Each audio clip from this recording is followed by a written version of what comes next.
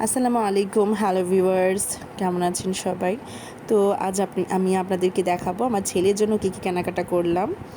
তো আমি আসলে রমজানের আগেই ওর কেনাকাটাগুলো করে রেখেছিলাম, কিন্তু দেখানো হয়নি। তো আমি আসলে আড়ং থেকেই সবসময় বাচ্চাদের ড্রেস কিনতে বেশি পছন্দ করি, তাই আমি আগে থেকে নিয়েছিলাম। তো এই পাঞ্জাবিটা নিয়েছিলাম, পাঞ্জাবি এবং পাজামা। আর এই শার্ট প্যান্টটা নিয়েছি আড়ং থেকে আমার কাছে খুব ভালো লাগে বাচ্চাদের ড্রেসগুলো কিনতে, সব কিছু এক জায়গায় আমার কাছে খুবই পছন্দনীয় হয়।